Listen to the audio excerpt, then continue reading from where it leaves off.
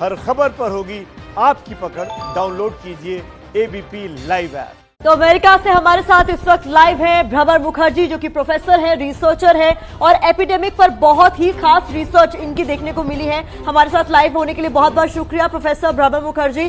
देखिए मैम, आपसे सवाल जवाब का सिलसिला हम शुरू करें उससे पहले एक विशेष रिपोर्ट अपने दर्शकों को दिखाना जरूरी हो जाता है। देखिए, भारत में तेजी से बढ़ रहे कोरोना मामलों के बीच शोधकर्ता भ्रमर मुखर्जी ने एक बड़ा अनुमान लगाया है। ये अनुमान चौंकाता भी है, डराता भी है। अनुमान के मुताबिक जुलाई में भारत में कोरोना के मामले 5 लाख के पार हो सकते हैं।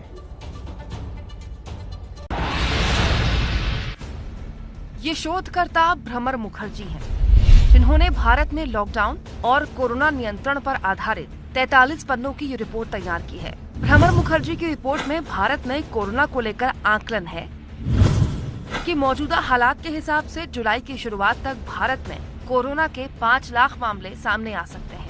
भ्रमर मुखर्जी के इस आकलन को समझने के लिए पिछले 5 दिनों यानी 20 से 25 मई तक के कोरोना के नए मामलों के आंकड़े देखिए। 20 मई को 5,611 नए कोरोना मरीज सामने आए। 21 मई को 5,609, 22 मई को 6,088, 23 मई को 6,654, 24 मई को 6,767 और 25 मई को कोरोना के 6,977 नए मामले सामने आए। यानी 20 से 25 मई के बीच हर रोज औसतन 6,200 मामले सामने आ रहे हैं। अगर इसी हिसाब से मामले बढ़े तो 26 मई से 1 जुलाई के बीच 36 दिन में करीब 2,23,200 नए मामले सामने आ सकते हैं। अगर 25 मई तक के कोरोना के कुल मामलों में इसे जोड़ दिया जाए तो 1 जुलाई तक कुल कोरोना मरीजों की संख्या पहुंच जाएगी 3,62,045, 1,38,845, 2,23,200 इज इक्वल टू 3,62,045। जबकि 1 जुलाई तक कोरोना के कुल 5 लाख मामले सामने आते हैं तो 26 मई से हर रोज कोरोना के औसतन 10,032 मामले सामने आ जाएंगे। यानी 1 जुलाई तक कुल कोरोना मरीजों की संख्या पहुंच जाएगी 5 लाख के आसपास। जबकि हालात बहुत बिगड़े तो भारत में अधिकतम 21 लाख लोग कोरोना से संक्रमित हो सकते हैं। रिपोर्ट को 14 अप्रैल तक के आंकड़ों के आधार पर तैयार किया गया है। भारत में लॉकडाउन के तीसरे चरण के दौरान भ्रमर मुखर्जी की रिपोर्ट का रिवीजन चल रहा था।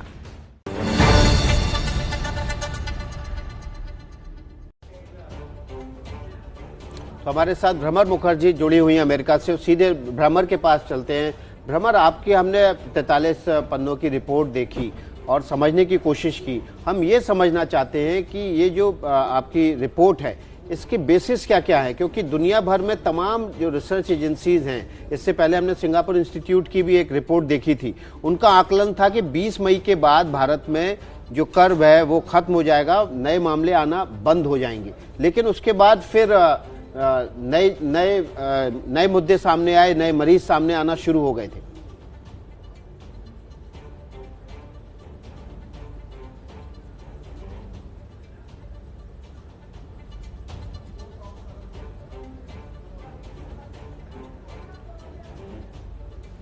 प्रामरी, आपको मेरी आवाज मिल रही है?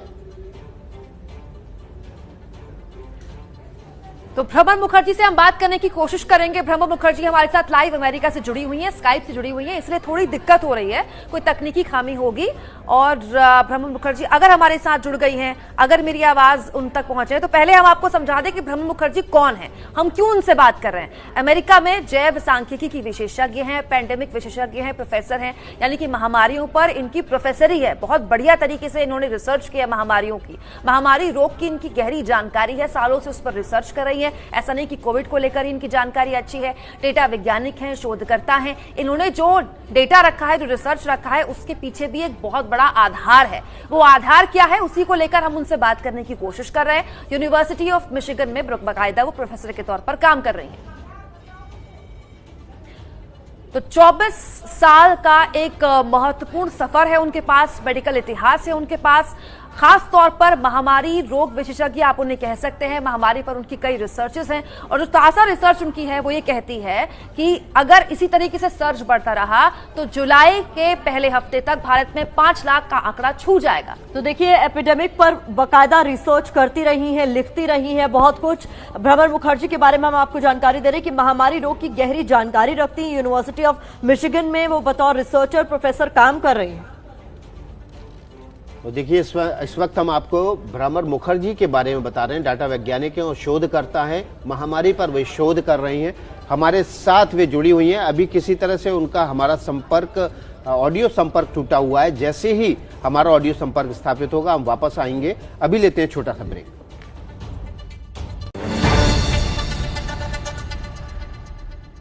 तो कोरोना को लेकर भारत पर बड़ी भविष्यवाणी करने वाली भ्रमर मुखर्जी हमारे साथ जुड़ चुकी है अमेरिका से। भ्रमर, बहुत स्वागत आपका। भ्रमर से हम करेंगे बात।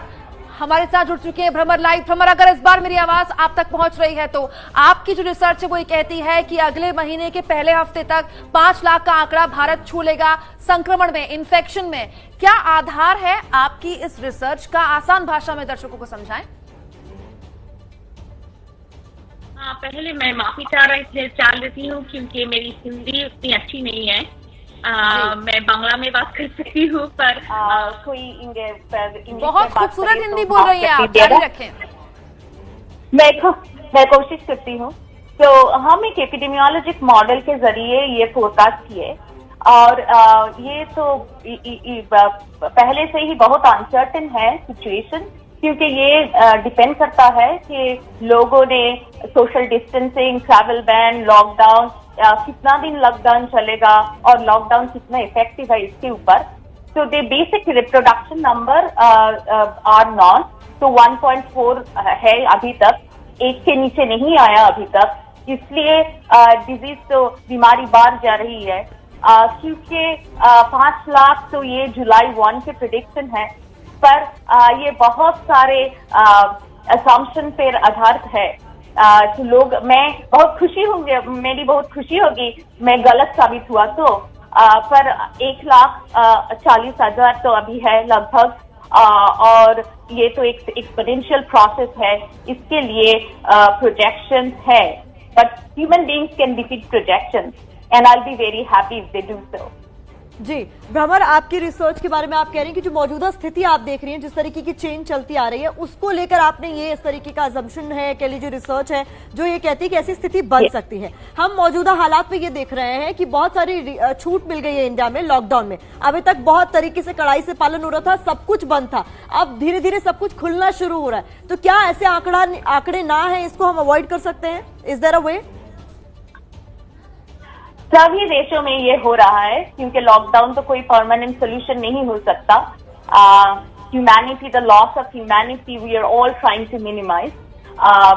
एक देश तो लॉकडाउन पे चल नहीं सकता, इसलिए we have to think about strategies for lockdown and I think it's very important to recognise they हर राज्य में भिन्न भिन्न सिचुएशन है।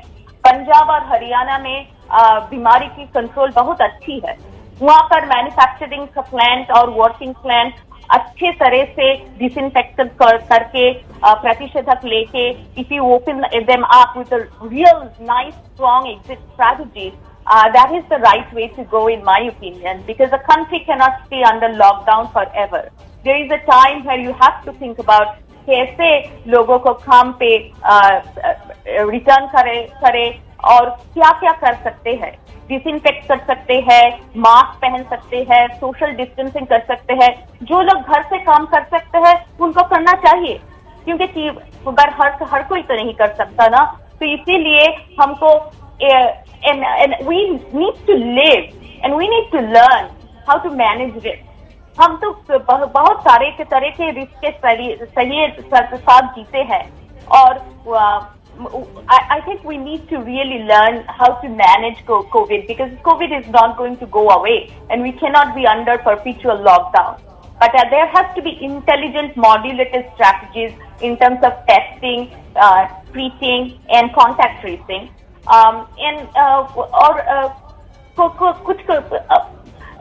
This is very a big problem that if you feel a stigma है आपको बुरा लगेगा, आपको कोविड हुआ इसलिए, और गवर्नमेंट को बुरा लगेगा कि केसेस जरा बढ़ गया, टेस्ट नहीं करेंगे, ये सब ठीक नहीं है। हमें एक्सेप्ट कर चलना चाहिए ये एक बीमारी है और ये हमको इससे जूझना पड़ेगा। बंद तो नहीं रख सकते हैं कंट्री। अमेरिका में भी यही हो रहा है। आप बिल्कुल ठीक कह रही हैं भ्रमर कि हमें इस न्यू नॉर्मल को एक्सेप्ट कर भी अपनी जिंदगी को बदलते हुए आगे बढ़ते रहना होगा। प्लीज आप हमारे साथ बने रहिएगा। एक छोटे से ब्रेक के लिए हमें रुकना पड़ रहा है, हम फौरन हाजिर होंगे क्योंकि बहुत सारे सवाल हैं अभी आपसे पूछने।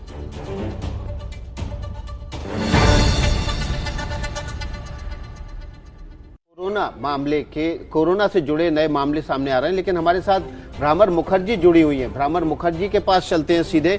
भ्रामर, मेरा एक सवाल है आपसे। आपने कहा कि आप अगर गलत हो जाएं तो ये बहुत अच्छा लगेगा आपको, बड़ा दिल चाहिए ऐसी बात कहने के लिए कि एक रिसर्चर बोले कि मेरी रिसर्च गलत हो जाए, लेकिन ये ऐसी बातें उम्मीद भी जगाती। मेरा सवाल ये है कि क्या कोई दुनिया भर के देशों के लोगों का, निवासियों का कोई इम्यूनिटी डाटा है जिसके बेसिस पर आकलन किया जा सके कि ये महामारी उस देश में कितना असर दिखाएगी? क्योंकि लगातार ये बात कही जा रही है कि भारत के लोगों की इम्यूनिटी ने ही उसको अभी तक बचा के रखा हुआ है।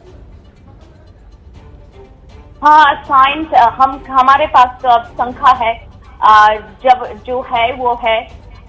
देश में बीमारी उतनी तरह नहीं फैली जिन जनसंख्या जितनी है, ये सच है। मृत्यु हार भी कम है, ये भी सच है। पर हम नहीं जानते कि ज्यादा टेस्टिंग करें तो क्या मिलेगा हमको। कोई we do not know what is the reality on the ground. तो मैं ये नहीं कह सकती कि इम्यूनिटी है, प्रोटेक्शन है, समर का वेदर है, बीसीजी वैक्सीनेशन है, ये सब हाइपोथेसिस है, कोई साबित तो नहीं किया गया। भ्रमर, लेकिन दो बातें आपकी कॉन्ट्रडिक्ट कर रही हैं। एक बात आप ये कह रही हैं कि टेस्ट का आंकड़ा नहीं है। भारत जैसी डेवलपिंग इकोनॉमी अगर रोज 1 लाख से ऊपर टेस्ट कर रही है तो ये कम नहीं है। और दूसरी ये बात कि अभी मेरे पास आज का ताजा डेटा आया, मैं चाहती हूँ वो भी दर्शकों को हम दिखाएं। इस वक्त की बड़ी खबर के तौर पर दर्शकों को हम चाहते हैं कि वो खबर हम दिखाएं। देश में कोरोना संक्रमण से जुड़ी हुई जो बड़ी खबर है, इससे जोड़कर हम इसको देख रहे हैं। देश में अब तक कोरोना के 1,45,380 नए केस आ चुके हैं, यानी कि ऑल टोटल केस आ चुके हैं। अब तक 4,167 लोगों की मौत हो चुकी है, 60,490 मरीज ठीक हो चुके हैं। ये ताजा आंकड़ा अभी जो देश का आया है। भ्रमर, इससे मैं जोड़ना चाहती हूं आपकी रिसर्च में।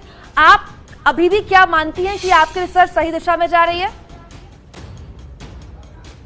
मैं तो मानती हूँ। मैंने कहा था जब मार्च 24 में हमारी प्रिडिक्शंस आई थी, तो हमारी प्रिडिक्शन था कि मई 15 में 97,000 केसेस होंगे। And again I was very sad that it was right around that ball park. मुझे आशा है कि सोशल डिस्टेंसिंग, मास्क, टेस्टिंग, इसके जरिए हम ये प्रोजेक्शन को बीट कर पाए, क्योंकि पर प्रोजेक्शन और मैथमेटिकल मॉडल तो है ना, वो तो एक मॉडल के जरिए ही चलता है। और human beings can change the data in the future. और हमारे ऐप में ये मॉडल डेली अपडेट होता है, इसीलिए क्योंकि एक दिन ज्यादा केसेस हो गया कि ज्यादा टेस्टिंग हो गया, मॉडल का प्रोजेक्शन बदल जाता है। पर ये तो सच है ना कि death rate, case fatality rate, if we believe the death data, it has been around 3% in terms of the cases. And the rate of incidence, it is very, I think the heterogeneity, sir सारी India में जो variation है वो भी recognise करना चाहिए। 6 राज्य से मोस्ट ऑफ द केसेस है, उनकी जनसंख्या है, अर्बन एरिया पॉपुलेशन है, वहां पर केसेस आई थी ट्रैवल के जरिए initially. Now things are moving to the east coast as well, we can see that. So that I think we have to live with it throughout the summer. ये जाएगा देश से, अनिश्चित है, model भी अनिश्चित है, भविष्य भी अनिश्चित है। जी भ्रमर, बहुत बहुत शुक्रिया, बहुत बहुत शुक्रिया हमारे साथ जुड़ने के लिए। भ्रमर अपनी रिसर्च के बारे में बता रही थी, तो एक खास बात उन्होंने ये भी कही कि जब अलग अलग राज्य है तो उनकी टोपोग्राफी अलग है, ज्योग्राफी अलग है, तो जब उसके लिए कंटेनमेंट जोन अलग से बनाया गया, नियम अलग से बनाया गया, तो उसी हिसाब से उन इलाकों में केसेस बढ़ने से कैसे रोकी जाए, इसको लेकर भी नियम राज्यवार तरीके से बनाने चाहिए। छोटे से ब्रेक के लिए रुक रहे हैं, आगे देखिएगा 9:30 बजे सच्चाई का सेंसेक्स।